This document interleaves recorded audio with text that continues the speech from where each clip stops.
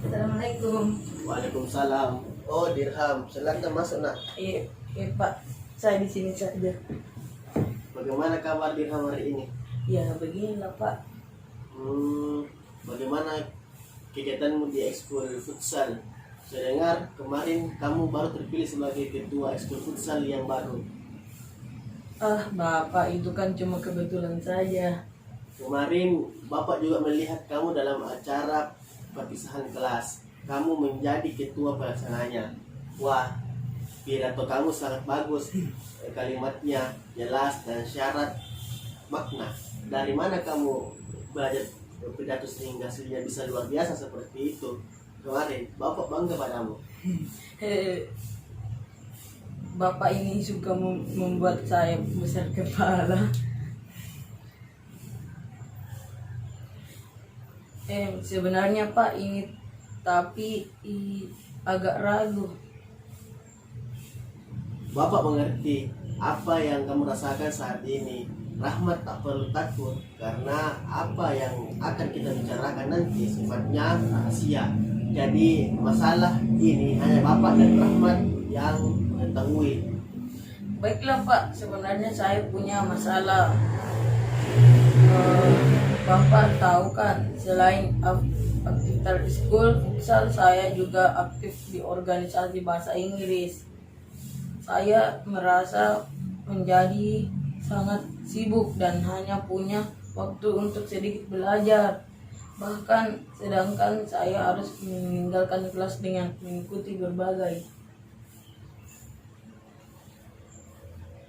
berbagai organisasi yang saya merasa ke depan banyak pengalaman dan juga teman-teman baru akan, tetapi akhir-akhir yang saya sulit untuk mengatur waktu belajar saya. Saya baru akan sampai di rumah pukul 18.30, kemudian nonton TV sampai jam 20:30, kemudian baru saya belajar atau acara sangat menarik. Terkadang saya juga tertidur saat belajar di rumah karena merasa tercapek. Saya bingung bagaimana mengatur waktu agar bisa lebih banyak belajar lagi. Dirham bingung. Iya Pak. Iya Pak, saya bingung bagaimana mengatur waktu. Saya tidak organisasi, saya tidak berjalan dan tidak mengganggu kegiatan belajar saya. Pada intinya, kamu memiliki banyak kegiatan intrakurikuler dan ekstrakurikuler yang sangat banyak sehingga kamu kurang bisa mengatur waktu untuk belajar. Iya Pak, benar. Saya merasa seperti kekurangan waktu untuk belajar. Ya. Dari apa yang telah kamu kemukakan tadi, Bapak dapat menyimpulkan bahwa intinya kamu kurang bisa mengelola diri dalam hal mengetahui hal pengaturan waktu antara waktu belajar dengan kegiatan ekstrakurikuler kamu di sekolah, sehingga prestasi kamu menurun. Assalamualaikum Pak. Waalaikumsalam. Oh, Rahmat, silakan masuk nak. Iya Pak. Silakan duduk. Iya Pak. Iya Pak, saya mau menyerahkan daftar kegiatan yang saya lakukan. Baik. Lakukan kemarin Pak. Di sini Rahmat mencatat bahwa Dirham mencatat bahwa kegiatan belajar Rahmat lebih sedikit daripada mengikuti kegiatan intrakurikuler dan ekstrakurikuler. Ibnu hanya belajar Rahmat kira-kira hanya belajar 1,5 jam per hari. Latihan futsal 4 kali seminggu hingga pukul 18.00, dan sepulang sekolah Dirham mengerjakan tugas-tugas komunitas Inggris atau hanya sekedar berada di kesekretariatan hingga pukul 15.30. Melihat TV sepulang berlatih futsal sampai pukul 20.30. Baru kemudian belajar atau mengerjakan tugas. Di sini Rahmat juga menyebutkan biasanya teman-teman Rahmat bermain ke rumah secara kondisional. Menurut Rahmat, apa yang seharusnya Rahmat lakukan? Ini Pak, mungkin saya harus belajar meningkatkan pelajaran saya dan menunggu kegiatan organisasi saya dengan membuat jadwal, dan saya harus disiplin dengan jadwal yang saya buat. Tapi saya bingung Pak, bagaimana saya menguruskan jadwal yang saya menyebutkan, namun prestasi saya tetap menurun. Tepat sekali, ide kamu sangat bagus. Bapak setuju mengenai perumusan jadwal. Bapak percaya dan yakin kali ini kamu pasti bisa. Baiklah, sekarang Bapak akan membantu Rahmat untuk merumuskan jadwal yang tepat agar waktu kamu seimbang antara waktu belajar dan kegiatan ekstrakurikuler, sehingga prestasi kamu kembali dapat meningkat kembali.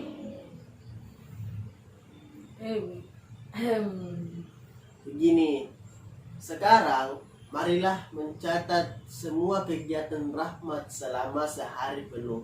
Catatlah secara cermat semua kegiatan mulai dari waktu dan berapa kali Rahmat melakukan kegiatan itu. Bapak beri waktu untuk Rahmat mencatat semua kegiatan Rahmat selama sehari penuh. Rahmat dapat melakukannya. Iya, saya bisa melakukannya Pak. Jangan mengatakan saya rasa. Dapatkah Rahmat mengatakan saya bisa melakukannya? Iya, saya bisa melakukannya. Melihat catatan kamu yang tadi, setelah pelajaran sekolah berakhir, kamu langsung mengikuti kegiatan ekstrakurikuler. Kemudian sesampainya di rumah, kamu tidak langsung belajar, tetapi menonton TV terlebih dahulu. Bahkan bisa sampai malam bila acaranya menarik. Pola inilah yang harus Rahmat rubah. Buatlah jadwal kegiatanmu selama sehari penuh, mulai dari pagi hari sampai malam hari. Misalnya bangun pagi jam 4, sholat dan seterusnya. Oke Pak, saya mengerti.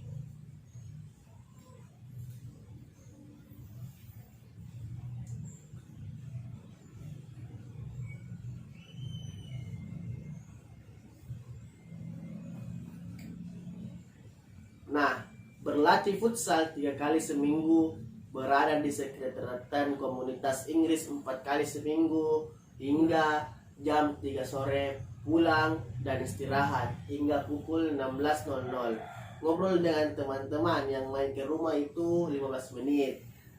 Kemudian berangkat bermain futsal, istirahat, dan belajar dari pukul 19.15 hingga 21.30. Ditambah pagi setelah sholat subuh dari pukul 4.30 sampai pukul 5.35. Buatlah jadwal yang kamu buat sudah cukup sesuai dengan proporsi waktunya. Juga cukup seimbang antara kegiatan ekstrakurikuler, kegiatan belajar, waktu istirahat, dan juga waktu bermain.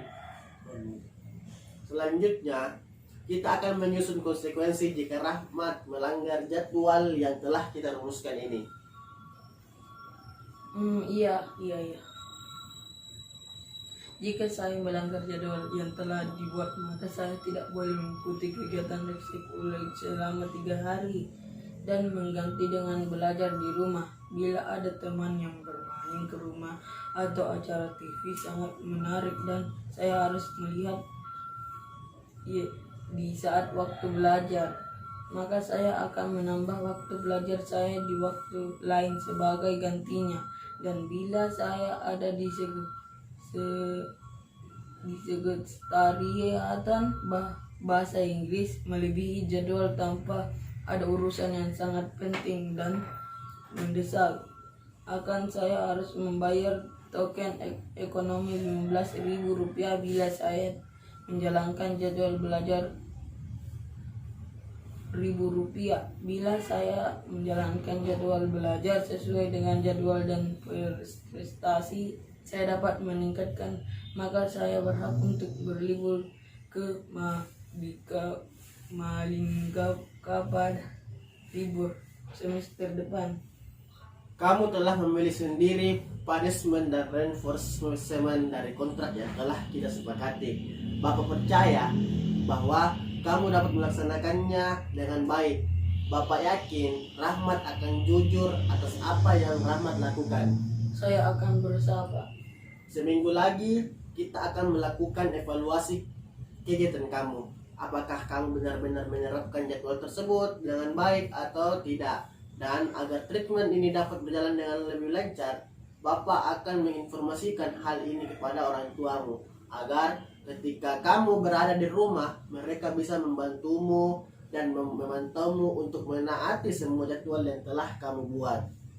Baiklah, Pak, terima kasih banyak atas bantuannya. Saya juga akan meminta bantuan teman saya untuk mengingatkan bila saya berada di kesekretariatan bahasa Inggris atau berlatih futsal melebihi jadwal saya. Saya mohon izin untuk segera kembali ke kelas.